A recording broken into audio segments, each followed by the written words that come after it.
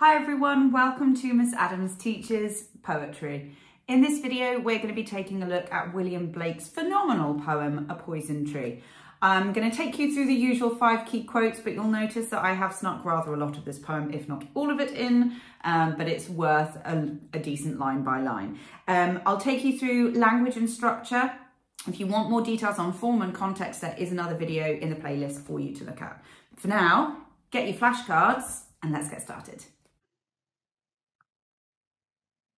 Okay, so let's start off with the title, A Poison Tree. There's so much to say about this, and obviously you don't even need to memorize it because you're given the list of poem names. So first of all, I want you to think about the fact that rather than saying the poison tree, Blake has chosen to use an indefinite article, a poison tree. So there's a suggestion that there are many poison trees. So if we think about this as a metaphor, he's saying metaphorically there are lots and lots and lots of examples of people who are allowing their anger to build. We've got some really nice juxtaposition here between poison and tree, because obviously a tree isn't part of nature, it's a very natural image to do with life. Poison creates death.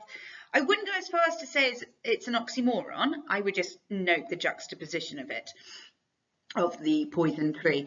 And very importantly, there is this biblical allusion being used here. It should make you think perhaps of the tree of knowledge, back to Adam and Eve, and that starts to set up some of the ideas about deception coming through. Now, here's something very cool. This poem, when William Blake originally wrote it, had a different name. The name was Christian Forbearance. Now, forbearance is when you try, it's about strength, yeah? And what this is referring to is the Christian teaching to sort of turn the other cheek and to keep your emotions under control, to remain stoic in the face of anger. And so the fact that it used to be called Christian Forbearance and then it changes to a poison tree really sums up the kind of message of this. This is a criticism of the church's view that you should repress or suppress your emotions. And what William Blake is saying is no, express them. So some useful analysis of the title and an interesting context point for your flashcards. Okay, 5 key quotes. I've counted the title as a quote and then I'm being really naughty and I'm just whacking every stanza up because it's so quotable. So I am actually going to take you through the whole poem. The first thing that I want you to note is the fact that we've got this declarative statement. I was angry with my friends. So it's coming to the heart of the issue immediately, quite blunt in tone. And you'll notice that we've got our rhyming couplets beginning here. There is more on form in the other video, so do go and have a look at that if you want more of a breakdown. Okay, we've got our rhyming couplet, we've got anaphora, so repeated words at the beginning of a succession of lines. But obviously it's not just the I. If you look here, we've got I was angry, I told. Now in this moment of the poem, the narrator is the agent of the sentence. They're the kind of subject. It's their personal feelings in this moment. We've got all sorts going on. We've got syntactic parallelism, okay? So what you can see here is that the actual syntax is exactly the same. Instead, all we've got is the juxtaposition between friend and foe. Okay, we've also got little bits of terminal caesura, which adds to that very blunt, declarative style here. It's like he's saying, look, here are the facts. When I was angry with my friend, I told them about it, my anger went away. Note the anadiplosis there, the repetition of my wrath at the end of a statement and then the beginning of the next. Nice little extension, critical term for you there. And then likewise, he gives the blunt statement, here is the fact, when I was angry with my foe meaning enemy, I didn't say anything, I didn't express my feelings, and what happened? My wrath did grow. And so We've got this semantic field of conflict building up here. We've got wrath, we've got angry, we've got foe, okay, reminding us of the kind of key ideas of the poem. Right, so that's stanza 1. Good start. Stanza 2. Oh, right. So we've got a metaphor here, okay, of him watering his anger in fears. Now, this is quite an ironic image because this is an image is normally associated with nature, as in watering your plants to help them grow. But in this case, he's watering that rage in fear and anxiety. We've got this juxtaposition here, night and morning, which suggests that obviously these sort of fears and tears falling is a constant, because you've got the juxtaposition of day to night and morning with my tears, and I sunned it with smiles and with soft deceitful wiles. So it's another metaphor, and again we've got this idea of nurturing a plant. So it adds to the irony, because rather than nurturing something lovely and wonderful and good, he's nurturing anger and rage and wrath. And some of that anger is created beautifully through that sibilance. Sunned it with smiles, with soft, deceitful wiles. So it really gets across that frustration. We've also got, in terms of the imagery about sunning with smiles, we have that sense of deception being built up, which is emphasized obviously through this adjective deceitful. And the noun wiles sort of means like trickery. So again, deception, deceit. Okay, excuse me. And it grew both day and night. Now, check this out for a little bit of high level analysis. We've got a shift in agency. The other two stanzas, the narrator was the agent of the action. I was angry with my friend. I'm doing it. I watered it in fears. So he's like, I know what I was doing. I made the anger grow. I did it. Now, suddenly, the agency has changed.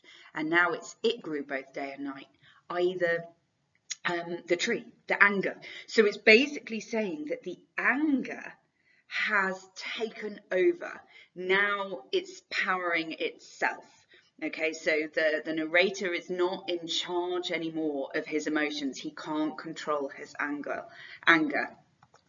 We've got repeated time imagery again. So we had morning and night, or night and morning, and now it's day and night. So a little bit of an inversion there, but again, repeated time imagery to show how this tree growing is growing all the time until it bore an apple bright. Notice how there is almost like a sense of inevitability, that it was growing to create this apple bright. And again, it's this slightly metaphorical there. It's like the apple is has been born of anger.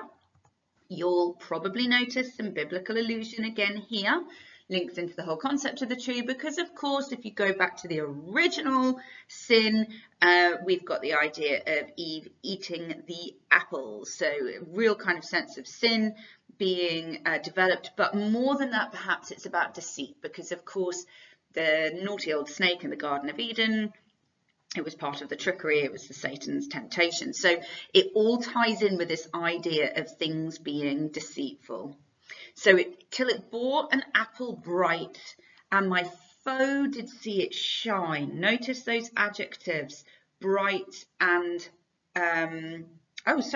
adjective bright and verb shine, did see it shine. It's all suggesting the, like how beautiful it looks, but what it's obviously hiding is so much darker.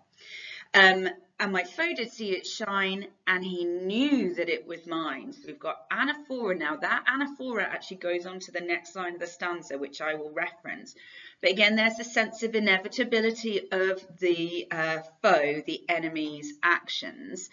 And I think what's important is that we pick out this stative verb knew. He knew that it was mine. It's like the narrator is trying to set up the fact that the foe, the enemy, is a bad guy, that he is stealing knowingly, you know, the symbolic apple. Okay. And into my garden stole. So that's what I mean in that there's like another line of the anaphora from the previous stanza. That definitely creates a sense of the sort of inevitability. And he saw this and he knew that, and so he did this. There's another change in agency. Now it is the foe that is taking the action. Into my garden stole. Now in this case, stole can mean like snuck in, but obviously the verb does make you think of theft, which is what technically is happening. Quite a difficult metaphor here, when the night had veiled the pole. So the pole is the stars navigating, the navigational stars. And so he's basically saying the night has veiled it. So he's saying there are no stars in the sky. So that's quite appropriate, you know, in that it's dark and there's no light from above, you know, stars obviously making you think of heaven. So it's kind of setting up this scene of sin. In the morning, glad I see my foe outstretched beneath the tree. So we've got a couple of things going on here. There's some ambiguity created in the penultimate line, because in the morning glad I see, he could be saying, oh, I'm glad to see it's the morning. Oh, and there's my foe. Or he could be saying, and I think he is, I am glad to see my enemy beneath the tree. Now, the fact that it's suddenly moved into present tense makes this feel quite unpleasant, quite dark. It's almost like in the build-up, and then we're with the narrator in the final moment of him essentially finding the dead body of his foe. Outstretched, you know, is he sleeping? I don't think that would make much of a punchy ending. I think we're looking at a euphemism for death here. And so the fact is that by the end of this poem, what Blake is saying, this lesson that he's trying to teach is, look how bad it gets. Look what happens when you don't deal with your emotions. The fact is that regardless of the foe sins, the narrator himself is corrupted by his own anger, and it leads him to be joyful at the death of another, which is obviously not great. That's it from me. Hopefully that was helpful. Like I said, there is another video that gives you some really interesting context about William Blake, which you should check out because he was a very interesting man, and some more detailed notes on form. Give me a shout if you've got any questions. Otherwise, that's it. Thanks for watching and happy revising.